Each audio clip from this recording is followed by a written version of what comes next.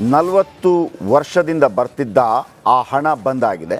ಕೈಯಲ್ಲಿ ಸ್ಟಿಕ್ ಹಿಡಿದು ನಿತ್ಯ ಅಲೆದಾಟ ಮಾಡ್ತಾ ಇದ್ದಾರೆ ಆ ತಾಯಿ. ಅವರ ಗೋಳು ಕೇಳೋರು ಯಾರು? ಇವತ್ತು ಆ ತಾಯಿಯ ಪರವಾಗಿ ರಿಪಬ್ಲಿಕ್ ಕನ್ನಡ ಸೂಪರ್ 3ಯಲ್ಲಿ ಸುದ್ದಿ ಮಾಡ್ತಾ ಇದೆ. ಆ ತಾಯಿ ವಯಸ್ಸಾಗಿದೆ, ಕಳೆದ 40 ವರ್ಷಗಳಿಂದ ಬರ್ತಾ ಇತ್ತು. ಆದರೆ ಕಳೆದ 8 ತಿಂಗಳಿಂದ ಬರುವುದು ನಿಂತೋಗಿದೆ. ಕಳೆದ 40 ವರ್ಷದಿಂದ ಅದರ ಮೇಲೆ ನಂಬಿಕೆ ಇಟ್ಟು ಜೀವನ ಸಾಗಿಸ್ತಾ ಇದ್ರು.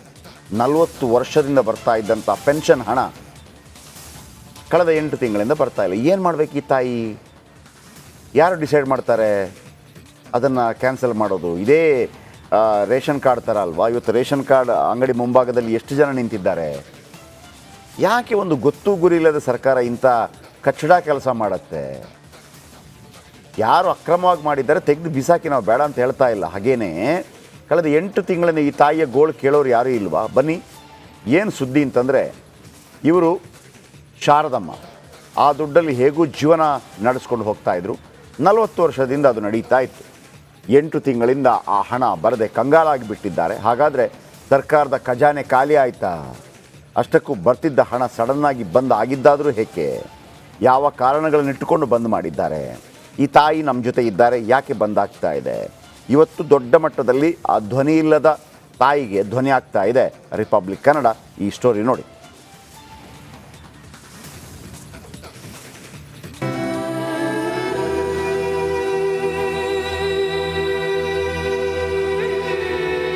ಇವರ ಹೆಸರು ಶಾರದಾ. ಹುಟ್ಟುತ್ತಲೇ ಅಂದರು. 62 ವರ್ಷದ ಈ ತಾಯಿ ಸೋದರನ ಜೊತೆ ಬೆಂಗಳೂರಿನ CB ರಾಮನ್ ನಗರದಲ್ಲಿ ವಾಸವಿದ್ದಾರೆ. 1987ರಿಂದ 50 ರೂಪಾಯಿಯಿಂದ ಶುರುವಾದ ಪಿಂಚಣಿ 2023ರ ಮಾರ್ಚ್ವರೆಗೂ 1400 ರೂಪಾಯಿ ಪಡೆಯುತ್ತಿದ್ರು.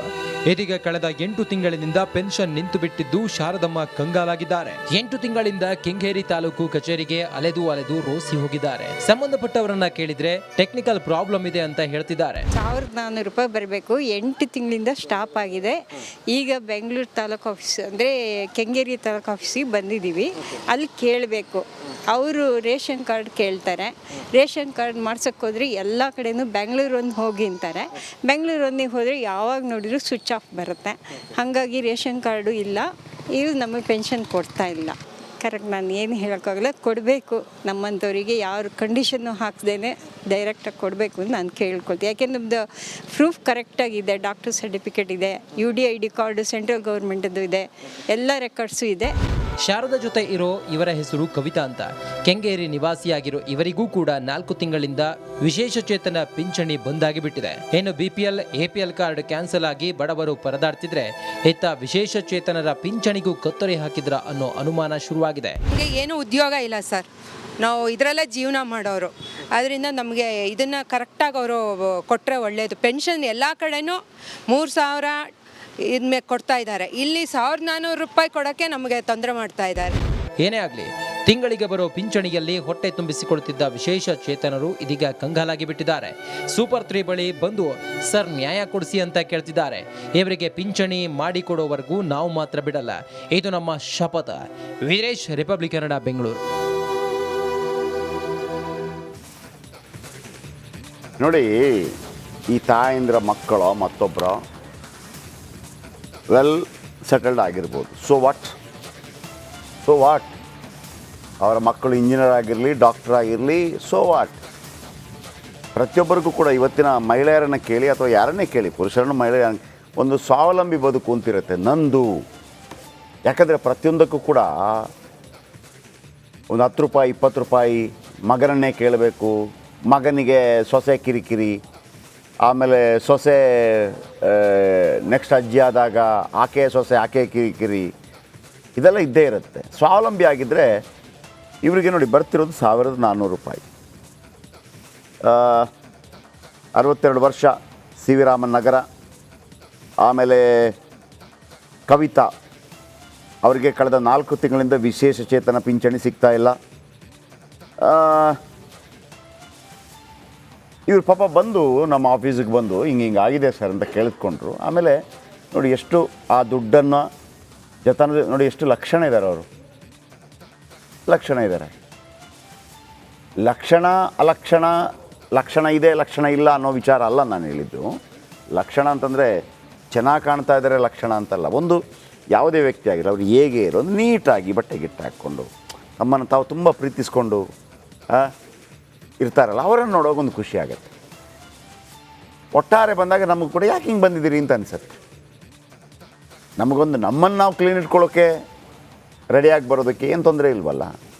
ಬಟ್ಟೆ ಹಳೇದಾಗಿರಲಿ, ಕಾಣೋದಕ್ಕೆ ಹೆಂಗಿರಲಿ, ಒಂದು ನೀಟ್ನೆಸ್ ಅಲ್ವಾ. ನೋಡಿ ಅದನ್ನು ನಾನು ಹೇಳಿದೆ ಅವರನ್ನು. ನೀಟಾಗಿ ಬಂದು ನೋಡಿದಾಗ ನಮ್ಮ ಕುಟುಂಬದ ಯಾವುದೋ ಒಂದು ಸದಸ್ಯರನ್ನು ನೋಡ್ದಂಗೆ ಆಗುತ್ತೆ. ಕೇಳ್ಕೊಂಡ್ರು ನಮ್ಮ ಹತ್ರ ಹಿಂಗಾಗಿದೆ ಸರ್, ಹಿಂಗಾಗಿದೆ ಅಂತ. ನಾವು ತಕ್ಷಣವೇ ಕೆಲವನ್ನೆಲ್ಲ ವಾಪಸ್ ಕಳಿಸ್ಬಿಡ್ತೀವಿ. ಎಲ್ಲಿಂದೆಲ್ಲ ಬರ್ತಾರೆ, ರಾಯಚೂರಿಂದೆಲ್ಲ. ನಾವೊಂದು ಇಲ್ಲಿಗೆ ಬರಬೇಡಿ, ನಾವು ಮಾಡೋಕ್ಕಾಗಲ್ಲ ಅದನ್ನು. ಬೆಂಗಳೂರು ಆದರೆ ಒಂದು ಹೇಳ್ಬೋದು, ಅಟ್ಲೀಸ್ಟ್ ನಮ್ಮದೇ ರಿಪೋರ್ಟ್ರ್ ಇರ್ತಾರೆ. ನೀವು ರಾಯಚೂರಿಂದ ಬಂದು ಇಲ್ಲಿ ಸ್ಟೋರಿ ಮಾಡಿ ಇಲ್ಲಿಂದ ಮಾಡಿದ್ರೆ ನಮ್ಮ ಮಾಡೋಕ್ಕಾಗಲ್ಲ. ಯಾಕಂದರೆ ನೀವು ರಾಯಚೂರು ರಿಪೋರ್ಟ್ರನ್ನೇ ಮೀಟ್ ಆಗಬೇಕು. ಅದಕ್ಕೆ ನಾನು ಹೇಳ್ತಾ ಇರ್ತೀನಿ, ಆಯಾಯ ಊರಿನ ರಿಪೋರ್ಟ್ರ್ಗಳ ನಂಬರ್ ತಗೊಳ್ಳಿ ಅಂತೇಳಿ. ನೋಡಿ 1987ರಿಂದ ನಿರಂತರವಾಗಿ ಇವ್ರಿಗೆ ಬರ್ತಾಯಿತ್ತು. ಯಾಕೆಂದರೆ ಅವರಿಗೆ ವಿಶೇಷ ಚೇತನ, ಈಗ ಕಣ್ಣು ಕಾಣಿಲ್ಲ ಅಂತಂದರೆ ಕೈ ಊನ ಇದ್ದರೆ, ಕಾಲು ಊನ ಇದ್ದರೆ ಪರ್ಸೆಂಟೇಜ್ ಅಂತ ಹಾಕ್ತಾರೆ. 25%, 50%, 75%, 100%. ಅದಕ್ಕೆ ಏನು ದುಡ್ಡು ಬರುತ್ತೆ. ಆಮೇಲೆ ಬೇರೆ ರಾಜ್ಯಗಳಲ್ಲಿ 3,000 ತನಕ ಕೊಡ್ತಾರೆ. ಇವ್ರದ್ದೆಲ್ಲ ಏನು ಗೊತ್ತಾ ಸರ್, ಇಂಥದ್ದು ಈ ಅಂಗವಿಕಲರು, ಸಾರಿ ಹಂಗೆ ಹೇಳೋಂಗಿಲ್ಲ ನಾನು, ವಿಶೇಷ ಚೇತನರು ಅಂತ ಕರೀತಾರೆ. ಅರ್ಥ ಆಗಲಿ ಅಂತ ಹೇಳ್ತಾ ಇದ್ದೇನೆ. ಕಣ್ಣು ಕಾಣದವರು, ಈ ಥರ ಕೈ ಇಲ್ದವರು, ಇವರಿಗೆಲ್ಲ ಇಷ್ಟೆಲ್ಲ ಯಾವುದಕ್ಕೆಲ್ಲ ಹೊಡಿತೀವಂತೆ 5,000 ಮಾಡಿಬಿಡ್ಬೇಕಪ್ಪ. 5,000 6 ಕೋಟಿ ಜನ ಏನಿಲ್ಲ. ಆಮೇಲೆ ತುಂಬ ಸ್ಟ್ರಾಂಗ್ ಆಗಿದ್ದೀವಿ, ನಮಗೇನು ಬೇಕಾಗಿಲ್ಲ ಅನ್ನೋರು ಬಿಟ್ಟು ಬಿಡ್ಬೋದು. ಅದು ನಿಮ್ಮಿಷ್ಟಕ್ಕೆ ಬಿಡಬೇಕು. ನನಗೆ ಬೇಡಪ್ಪ, ನನಗೆ ಬೇಕಾದಷ್ಟು ಮಗ ಅಕೌಂಟ್ಗೆ ಹಾಕಿಟ್ಟಿದ್ದಾನೆ, ನನಗೆ 2,000, 4,000, 3,000 ಬೇಡ ಅಂತೇಳಿ ಸರ್ಕಾರಗಳು ಇದನ್ನು ಮಾಡಿಬಿಡ್ಬೇಕು. 5,000 ಫಿಕ್ಸ್, 5,000 ಫಿಕ್ಸ್. ಆ ಥರ ಮಾಡಿ ಏನು ಇಷ್ಟೆಲ್ಲ ಏನು ತಲೆ ಹೊಡೆದು ತಿಂತೀರಿ ಎಲ್ಲರದು 40% ಮತ್ತೊಂದು ಅಂತೇಳಿ. ಇಷ್ಟು ಸುದ್ದಿ ಬನ್ನಿ, ನಮ್ಮ ರಿಪೋರ್ಟ್ರ್ ಇದ್ದಾರೆ ವೀರೇಶ್. ನಾವೇನು ಮಾಡಿದ್ವಿ, ಇವ್ರನ್ನ ನೇರವಾಗಿ ನಮ್ಮ ವೀರೇಶ್ ಇದ್ದಾರೆ, ಬೆಂಗಳೂರು ಪ್ರತಿನಿಧಿ, ಅವರನ್ನು ಡೈರೆಕ್ಟಾಗಿ ಕರ್ಕೊಂಡೋಗಿ ಅಂತ ಹೇಳಿದ್ದೀವಿ. ನೋಡಿ, ರಾಮಮೂರ್ತಿ 35 ವರ್ಷದಿಂದ ಬರ್ತಿದ್ದ ವಿಶೇಷ ಚೇತನ ರಾಮಮೂರ್ತಿ ನಗರದ ಶಾರದಾ ಕೆಂಗೇರಿಯ ಕವಿತಾ. ಹುಟ್ಟಿನಿಂದಲೇ ಅಂಧರಾಗಿರುವ ಶಾರದಾಗೆ ಕಳೆದ 8 ತಿಂಗಳಿಂದ ಪೆನ್ಷನ್ ಬರ್ತಾ ಇಲ್ಲ. ಪೋಲಿಯೋ ಅಟ್ಯಾಕ್ನಿಂದ ವಿಶೇಷ ಚೇತನರಾಗಿರೋ ಕವಿತಾ ಅವರಿಗೆ 4 ತಿಂಗಳಿಂದ ಪೆನ್ಷನ್ ದುಡ್ಡು ಬರ್ತಾ ಇಲ್ಲ. ನಮಗೆ ಇದನ್ನು ನೀವು ಸುದ್ದಿ ಮಾಡಬೇಕು ಅಂತಲೂ ಆಸೆ ಇಲ್ಲ. ಫೋನ್ ಮಾಡಿ ಹೇಳಿದರೆ ಕೆಲವರು ಕೇಳೋದಿಲ್ಲ, ಹಾಗಾಗಿ ಸುದ್ದಿ ಮಾಡ್ತಾಯಿದ್ದೀವಿ. ಸಾರಿ, ನಂದು ಇವತ್ತು ಸ್ವಲ್ಪ ವಾಯ್ಸ್ ಸ್ವಲ್ಪ ಡೌನ್ ಇದೆ, ಅಡ್ಜಸ್ಟ್ ಮಾಡ್ಕೊಳ್ಳಿ. Yes Veeresh, over to you. ಏನು ಮಾಡ್ತೀರಿ?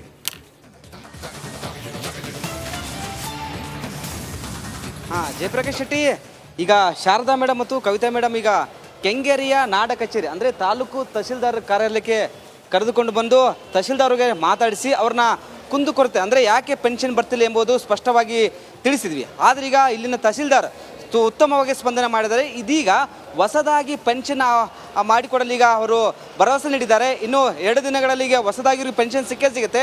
ಯಾಕಂದರೆ ಇವರು ಕೊಪ್ಪದವರು, ಅಲ್ಲಿ ಕೊಪ್ಪದಲ್ಲಿ ಪೆನ್ಷನ್ ಬರ್ತಿತ್ತು, ಬಟ್ ಅಲ್ಲಿ ರದ್ದಾಗಬೇಕು ಕಾರ್ಡು. ಹೀಗಾಗಿ ಆ ಒಂದು ರದ್ದಾದರೆ ಈ ಒಂದು ಕೆಂಗೇರಿಯ ನಾಡ ಕಚೇರಿಯಲ್ಲಿ ಅವರು ಹೊಸ ಪೆನ್ಷನ್ಗೆ ಮಾಡ್ಬೋದು. ಹೀಗಾಗಿ ಈ ಒಂದು ಕಾರ್ಡಿಗೆ ರದ್ದು ಮಾಡಲು ಈಗ ತಹಶೀಲ್ದಾರ್ ಅವರು ಸೂಚನೆ ನೀಡಿದ್ದಾರೆ. ಅದಾದ ನಂತರ ಇಲ್ಲಿ ಹೊಸ ಕಾರ್ಡ್, ಈಗ ಪೆನ್ಷನ್ ಕಾರ್ಡ್ ಬರುತ್ತೆ, 1,400 ರೂಪಾಯಿ ಬರುತ್ತೆ. ಈ ಹಿಂದೆ 800 ರೂಪಾಯಿ ಬರ್ತಿತ್ತು, ಬಟ್ ಇದೀಗ ಜಾಸ್ತಿ ಬರ್ತಿತ್ತು, 1,400. ಈಗ ಶಾರದಾ ಮೇಡಮ್ ಇದ್ದಾರೆ, ಮಾತಾಡ್ಸೋಣ. ಮೇಡಮ್, ಈಗ ಮೀಟ್ ಆದ್ರಿ ಡೆಪ್ಟಿ ತಹಶೀಲ್ದಾರ್ ರವಿ ಕೃಷ್ಣಮೂರ್ತಿ ಅವ್ರನ್ನ, ಹೇಗನ್ಸುತ್ತೆ ಮೇಡಮ್ ಅಂತ? ತುಂಬ ಖುಷಿ ಆಗ್ತಿದೆ. ರಿಪಬ್ಲಿಕ್ ಕನ್ನಡಕ್ಕೆ ತುಂಬ ಥ್ಯಾಂಕ್ಸ್ ಹೇಳ್ತೀನಿ. ನನ್ನ ಜೊತೆಗೆ ತುಂಬ ಚೆನ್ನಾಗಿ ಕೋಪ್ರೇಟ್ ಮಾಡಿದ್ದಾರೆ ವೀರೇಶ್ ಅವರು. ನನಗೆ ತುಂಬ ಖುಷಿ ಆಗ್ತಿದೆ. ಈಗ 1,400 ರೂಪಾಯಿ ಮಾಡಿಕೊಡ್ತೀವಿ ಅಂತ ತಹಸೀಲ್ದಾರ್ ನಮಗೆ ಹೇಳಿದ್ದಾರೆ. ಖಂಡಿತ ಬರುತ್ತೆ ಅನ್ನೋ ಭರವಸೆ ನಾನು ಇಟ್ಕೊಂಡಿದ್ದೀನಿ. ನನಗೆ ಯಾವ ರೀತಿ ಹೊಗಳಬೇಕು ಅನ್ನೋದು ನನಗೆ ಗೊತ್ತಾಗ್ತಿಲ್ಲ, ಅಷ್ಟು ಖುಷಿ ಆಗ್ತಾಯಿದೆ. ಸ್ಟುಡಿಯೋದಲ್ಲಿರೋ ಎಲ್ಲ ಸಿಬ್ಬಂದಿ ವರ್ಗದವರಿಗೂ ನಾನು ಧನ್ಯವಾದ ತಿಳಿಸ್ತೀನಿ. ತುಂಬ ಖುಷಿ ಆಯಿತು. ಕಾಯ್ತೀನಿ, ಬಂದ ಮೇಲೆ ಇನ್ನೊಂದು ಸಲ ನಾನು ಧನ್ಯವಾದ ಹೇಳೋಕ್ಕೆ ಇಷ್ಟಪಡ್ತೀನಿ. ಅಲ್ಲ, ಇದು 800 ರೂಪಾಯಿ ಬರ್ತಿತ್ತು, ಇದೀಗ 1,400 ರೂಪಾಯಿ ಬರ್ತದೆ. 800 ರೂಪಾಯಿ ಬರ್ತಿತ್ತು, ಅದು ಸ್ಟಾಪ್ ಆಗಿ 8 ತಿಂಗಳು 9 ತಿಂಗಳಾಯಿತು. ಈಗ ಅದಕ್ಕೆ ಬಂದು ನಾನು ರಿಕ್ವೆಸ್ಟ್ ಮಾಡ್ಕೊಂಡಿದ್ದು. ಸೊ ಇವಾಗ 1,400 ರೂಪಾಯಿ ಮಾಡಿಕೊಡ್ತೀವಿ ಅಂತ ಭರವಸೆ ಕೊಟ್ಟಿದ್ದಾರೆ. ಅದಕ್ಕೆ ನಂಗೆ ತುಂಬ ಖುಷಿ ಆಗ್ತಿದ್ದೀನಿ. ತುಂಬ ಧನ್ಯವಾದಗಳನ್ನ ಹೇಳ್ತೀನಿ. ಕವಿತಾ ಮೇಡಮ್, ನೀವು ಸಹ ತಹಶೀಲ್ದಾರ್ನ ಮೀಟ್ ಮಾಡಿದ್ದೀರಾ, ಅವ್ರು ಸಹ ಭರವಸೆ ನೀಡಿದ್ದಾರೆ ಈಗ ಮಾಡಿಕೊಡ್ತೀವಂತ, ಹೊಸ ಕಾರ್ಡನ್ನು ಮಾಡಿಕೊಡ್ತು ಅಂತ ಹೇಳಿದ್ದಾರೆ. ತುಂಬ ಖುಷಿಯಾಗುತ್ತೆ ರಿಪಬ್ಲಿಕ್ ಕನ್ನಡಕ್ಕೆ. ವೀರೇಶ್ ಅವರು ನಮಗೆ ತುಂಬ ಸಹಾಯ ಮಾಡಿದರು.